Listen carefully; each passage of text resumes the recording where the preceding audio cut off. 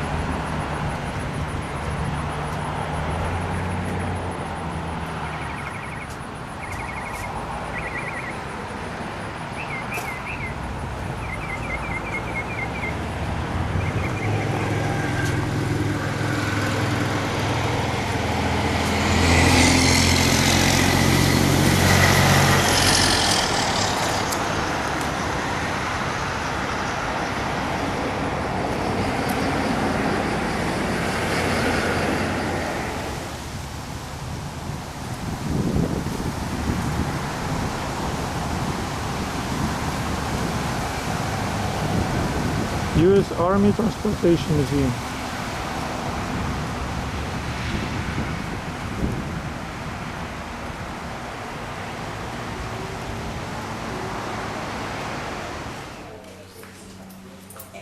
Put this in a little bigger bag or just a little bit? Yeah, that's good enough. Okay, Thank you. okay. Can I have the operation or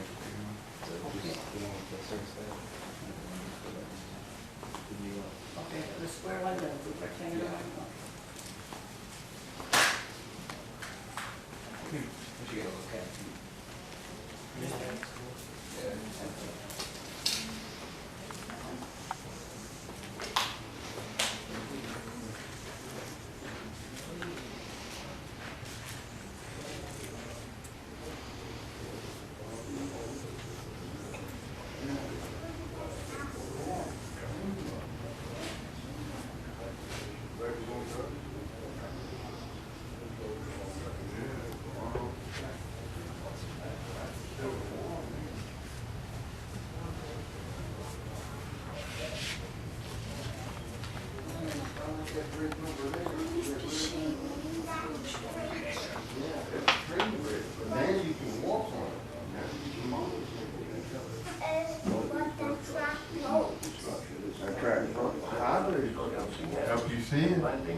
mean, like involved with lifting? Used to move troops and supplies along the many rivers and canals. Can you see it there? The use of hovercraft known as air cushion vehicles or ACVs. I think that's before the trains came along.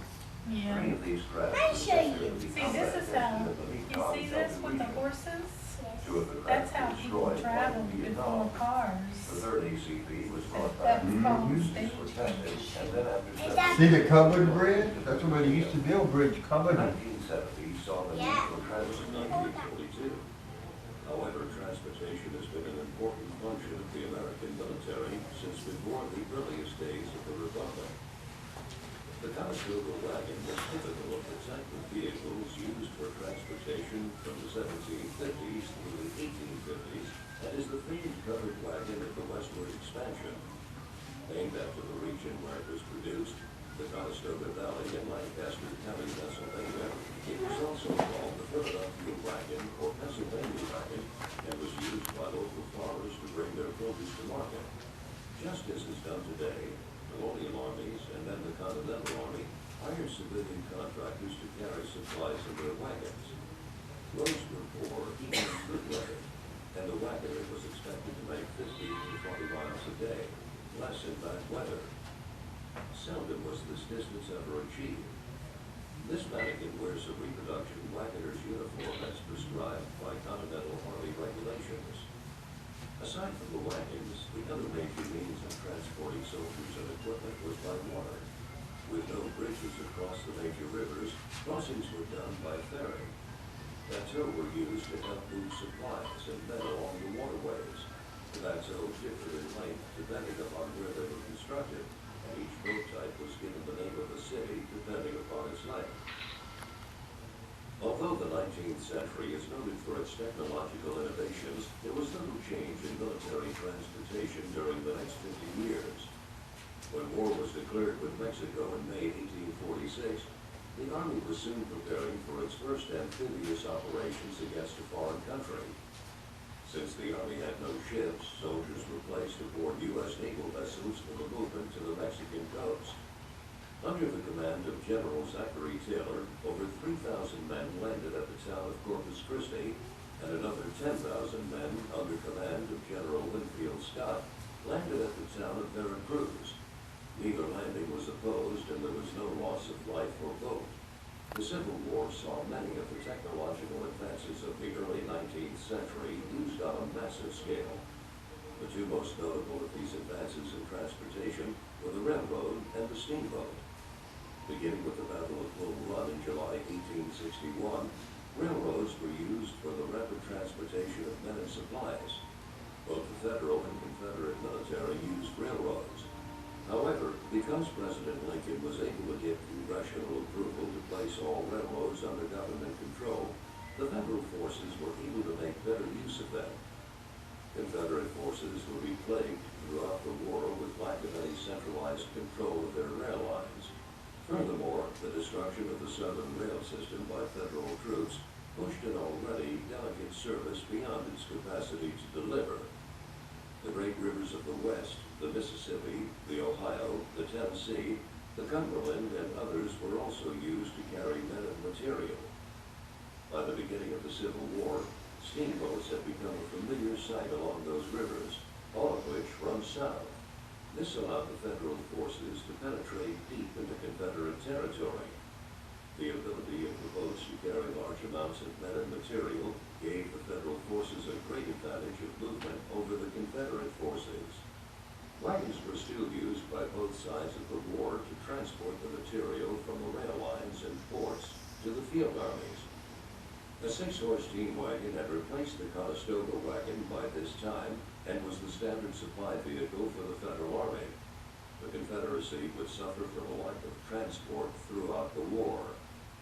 War was declared against Spain in 1898 after the mysterious explosion and sinking of the battleship USS Maine in Havana Harbor, Cuba. The Spanish-American War created new transportation problems for the Army.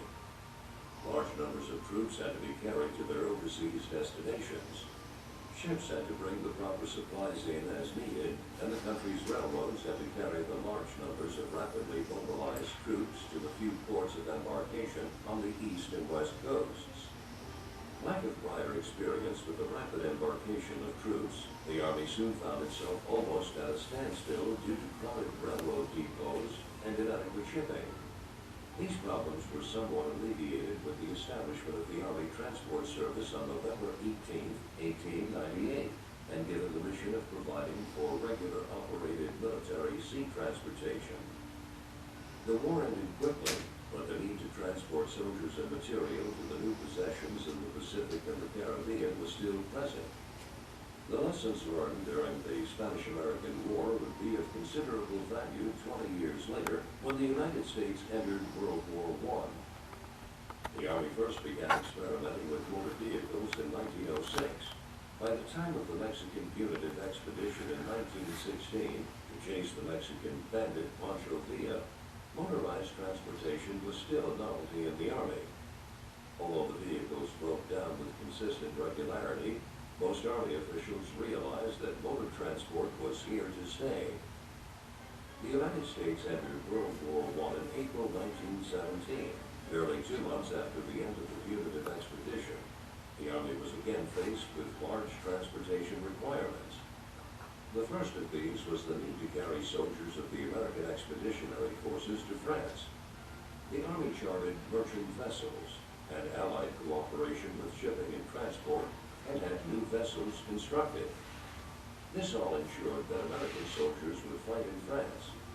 The Army's fleet had expanded from 7 to 616 ships by war's end in November 1918. Once in France, the American forces quickly began to construct and operate rail lines in support of military operations. These lines were used to send men and supplies to the front and evacuate the wounded. The use of motor transport was put to its first real test during the Great War. The Army Transport Service was created in 1917 and charged with the supply, repair, and operational control of cargo and passenger-carrying vehicles. Many of the lessons learned during the punitive expedition were put to use in France, including standardized parts and depot maintenance. Despite the increased use of motor transportation, the Army still relied heavily upon animal power at this time. The escort wagon in use since 1878 and the ration cart are two such examples of animal-drawn transport used alongside motor vehicles. In 1919, the first transcontinental convoy crossed the United States from Washington, D.C. to San Francisco, California. The trip took 65 days and was commanded by Lieutenant Colonel Dwight D. Eisenhower. Today, that same route is U.S. Route 30. An independent transportation corps was recommended after World War I, but this provision was dropped in the Army reorganization of 1920. Army transportation continued to be divided between the Quartermaster Corps and the Engineers, an organizational idea going back to the Civil War, until the U.S. entry into World War II in 1941. The United States Army again had to adapt to the ever-changing face of warfare. The many fronts, theaters of operations, and the development of a highly mechanized form of warfare necessitated the integration of all transportation services and functions within a single agency. Thus, the Transportation Corps was established on July 31, 1942, and was given the mission, the direction, supervision, and coordination of all transportation functions of the War Department. The new Transportation Corps was thus responsible for the ports of embarkation, the operation of troop transport ships, the operation of railroads in the United States and the theaters of war, the use of motor transport in delivering troops and cargo both in the United States and abroad, and the development of equipment for specialized needs. Amphibious operations required the use of new forms of landing craft, such as the Landing Craft Personnel, or LCP, Landing Craft Mechanized, or LCM-40, and the versatile DUKW. Air supply, while a function of the Army Air Forces, was greatly improved at this time with the use of airdrops of supplies and such aircraft as the C-47. Motor transportation became the chief form of ground transportation. The Red Ball Express, which helped the Allied advance into Germany, is just one famous example of the reliability of trucks to support fast-moving operations. Some vehicles, such as the Jeep and the 2.5-ton truck, proved invaluable for troop and supply movement throughout the war in every theater. There was even a need for the pack mule, in use by the Army since the 1830s. These sturdy beasts of burden were used in Italy and in the China, Burma, India theater of operations. The end of the Second World War saw the start of the Cold War. During the Soviet blockade of West Berlin in 1948, Transportation Corps truck companies were instrumental in sending food and fuel into Berlin by carrying provisions to and from the aircraft that were flown into the beleaguered city. Operations Vittles was so successful, the Soviets were forced to lift the blockade after 13 months. The helicopter was first employed on a large scale during the Korean War. They were used to transport men and supplies to remote areas and mountaintops and to help evacuate the wounded. It was there that the helicopter proved its versatility for both military and civilian use. While air transportation was making a dramatic step forward, it was realized that some problems in Korea could only be solved with the use of human labor. The Korean Service Corps, or KSC, was formed to help solve this problem. These men carried supplies on their backs using the traditional A-frame. They were instrumental in getting supplies to areas inaccessible to vehicles or aircraft. The Cold War also saw experimentation with various types of transportation assets. These included the DOAC vertical off and landing aircraft, the Ground Effects Machine, or GEM, air car, the Aerospace Rocket Belt, the De Lackner air cycle, and the Flying Jeep. Although the Army experimented with all of these, none were adopted for use by the Army. Another development was the M274 utility truck known as the Mechanical Mule, the first vehicle designed to a load greater than its own weight. During the 1950s and 1960s, the Transportation Corps was involved in many experiments in the Arctic and Antarctic. Operation Deep Freeze and Operation Lead Dog were several years long and were used to test new equipment in extremely cold environments. Transportation Corps involvement in Vietnam began in 1962, when the Army sent 2 companies of CH-21 Shawnee helicopters to that country to ferry South Vietnamese soldiers into combat. The last Transportation Corps units would leave Vietnam in 1975. This 14-year presence would allow the Transportation Corps to claim to have spent more time in Vietnam than any other branch of the service except for Special Forces. While in Vietnam, the Transportation Corps was involved in all phases of the war and had air, land, and water elements present throughout the country. Transportation Corps soldiers flew helicopter missions, controlled all levels of aircraft maintenance, and took part in aircraft recovery operations. Convoys were controlled and operated by Transportation Corps soldiers. After a particularly deadly ambush in the fall of 1967, Colonel Joseph Bellino, then commander of the 8th Transportation Group in Vietnam, developed the hardened convoy concept. This idea revolved around convoys guarded by modified trucks known as gun trucks, and smaller convoys mutually supporting each other. One of these gun trucks, the Eve of Destruction, is currently on exhibit in the museum. The Army's use of watercraft in Vietnam was reflected in the types of jobs needed: joint landing over the shore, or JLOTS, movement of supplies; the use of landing craft mechanized, or LCMs, and landing craft utility, or LCUs, to move troops and supplies along the many rivers and canals was adopted. The use of hovercraft known as air cushion vehicles, or ACVs, were experimented with in Vietnam. 3 of these craft were sent there to be combat tested in the Mekong Delta region.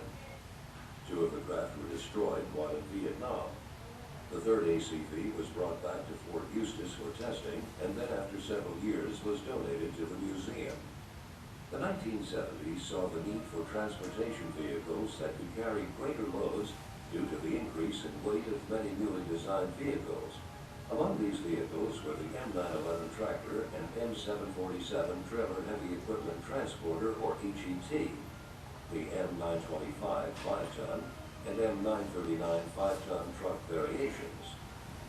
The 1980s saw the introduction of the commercial utility cargo vehicle, the CUCV, and the high mobility multi-purpose wheeled vehicle, the Humvee. The Humvee would eventually replace the quarter-ton M151 utility truck, or Jeep, the G874 Gamma Goat, and the CUCV by the end of the decade. Operation Desert Shield, Desert Storm in 1990 to 1991 was the first time many of the vehicles developed in the 1970s and 1980s were in actual combat under harsh conditions. While they held up the job needed, it was apparent that many of the vehicles needed upgrading or new models had to be introduced. Two of the changes resulted in the adoption of the M1070 HET to replace the M911 and the Stewart and Stevenson family of medium tactical vehicles, or FMTV. The M1078 light medium tactical vehicle, or LMTV, and the M1083 medium tactical vehicle, or MTV, used to replace many of the aging vehicle inventories. The beginning of Operation Iraqi Freedom in March 2003 saw the Army using many of the vehicles introduced in the 1980s and 1990s. The increasing amount of attacks and the increasing intensity of ambushes again caused the Army to introduce the hardened convoy concept, introduced in Vietnam some 35 years earlier. Smaller convoys mutually supporting each other were again escorted by gun trucks. Homemade armor, known as hillbilly armor, was put onto the vehicles for protection during convoys. Eventually, this would be replaced with adaptive armor kits known as Livermore boxes, after the company which produced them, Lawrence Livermore Laboratories. As in Vietnam, this caused a drop in the attacks on convoys, allowing vital supplies to reach their destinations. Transportation has played a key role in the history of the Army from the Revolution to today. Whether by land, sea, or air, transporting men and material to the battle area is vital to the success of any military operation. Today's transporters have a history of which they can be proud. They truly are the spearhead of logistics.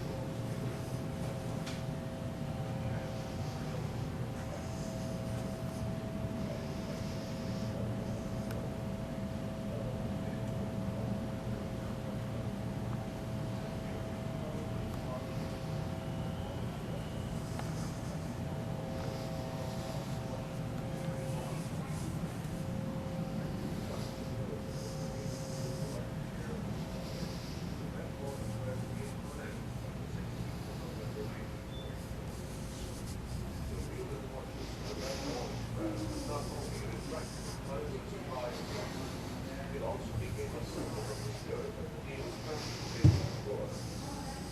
The Red Ball Express, the Red Ball people was thus an inspiration for truck companies that would later operate in Korea and in Vietnam. And it continues to serve as an example of the transportation of Florida's speed and dependability.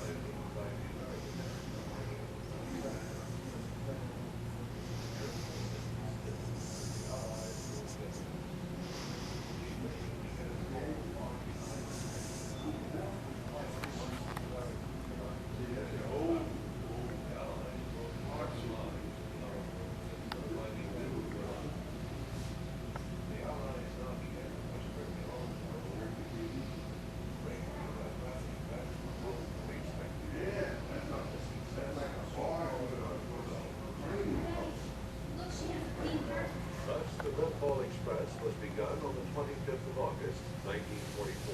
The routes were well marked and were only to be used by authorized traffic hauling priority cargo.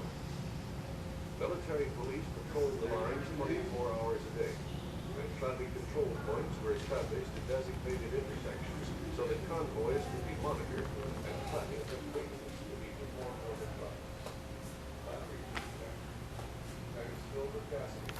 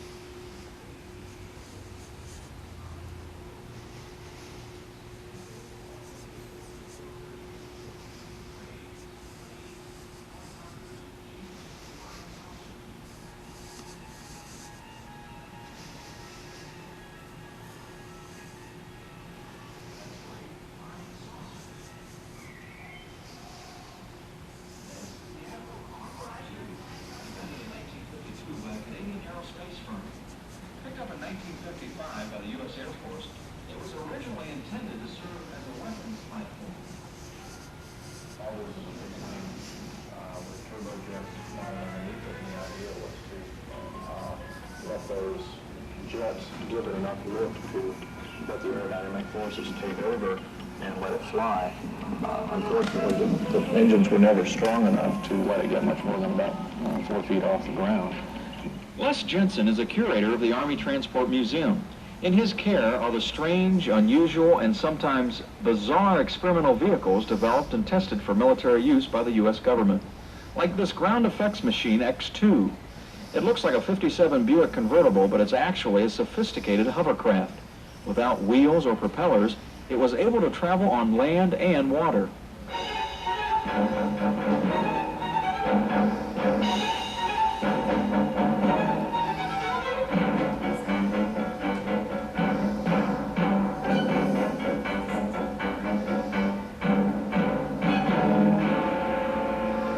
The principle behind the X2 is called ground effects. That's when a cushion of air is pushed on the ground to cause a vehicle to hover. The Department of Aerospace Engineering at Princeton University did many experiments in ground effects machinery during the 50s and 60s, including this little saucer here. That, again, is a lot of the same idea of developing air cushion situations where you use that cushion of air to let the vehicle ride on. That particular one was only experimental, didn't carry any cargo or anything like that, but another step in the move towards modern hovercraft. Many of the experimental vehicles on display at the museum could be considered failures in themselves, but Les says they all contributed to the development of hovercraft being used for commercial and military purposes today. A lot of people looked at these inventions and picked up on them and came up with their own versions of them. Hovercraft experimentation in Britain eventually took a very practical course. Their work led to the present ferry service over the English Channel, shortening the journey from about 3 hours by ship to just 20 minutes by hovercraft. The Navy today has the Jeff B, a hovercraft that promises to revolutionize the concept of amphibious assault, carrying troops and cargo over any terrain during military maneuvers. The Army has its own version, called the LAC V-30, a hovercraft cargo carrier today being employed in increasing numbers. The Marine Corps' Harrier jet is a direct result of the experimental testing of the concept behind the Avro Car Mark II. Vertical takeoff and landing, which amounts to not having to use a runway, means that you put your vehicle on a cushion of air and then from there it can go anywhere you want. Well, the Harrier works that way, and the original Avro car also was intended to work that way. And so now it has gotten to the point where it is successful. One of the most exciting experimental vehicles is also one of the smallest. The one-man rocket belt was tested extensively during the 60s, and the film footage of those tests looks like something out of a science fiction thriller.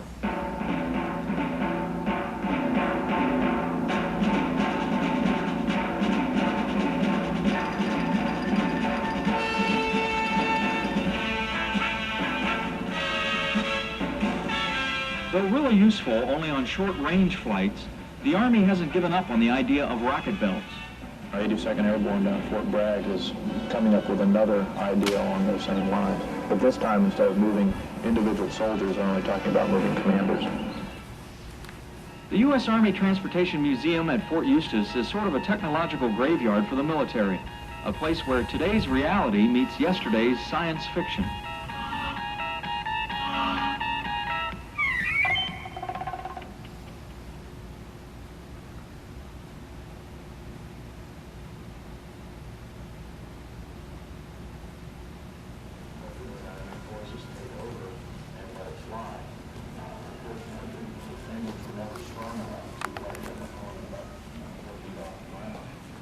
Les Jensen is a curator of the Army Transport Museum. In his care are the strange, unusual, and sometimes bizarre experimental vehicles developed and tested for military use by the U.S. government. Like this ground effects machine X2. It looks like a 57 Buick convertible, but it's actually a sophisticated hovercraft. Without wheels or propellers, it was able to travel on land and water.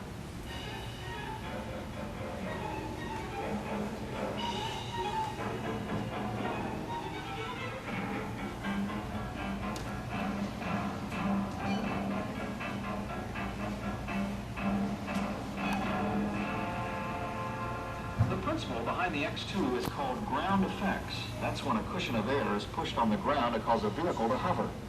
The Department of Aerospace Engineering at Princeton University did many experiments in ground effects machinery during the 50s and 60s, including this little saucer here. And that again is a lot of the same idea, developing the air cushion situation where you use that cushion air directly from the roof to ride on. That particular one is only experimental with the that I noticed that in the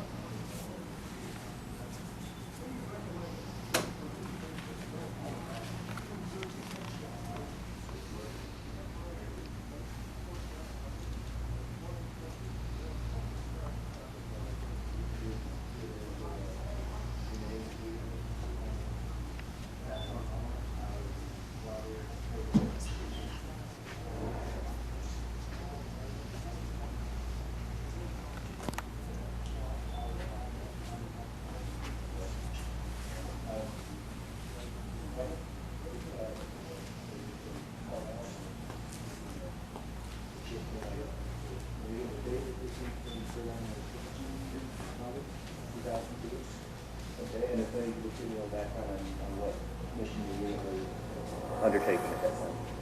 Currently, at that time, our squad is tasked with providing combat service for twice a day. And this is our second patrol mission. We could left the gate, pick up our surfers, and at 17:30 through, and about 18:83 through, we struck the line, about 30 minutes after that. All we were supposed to do was go out, do a whole patrol around the AO to go through that night, and that 6 hour, no more than a 6 hour patrol. Driving down the road, a road that we've been on a couple times. And out of the blue, boom, truck lift up off the ground, stay flat for like 6 feet.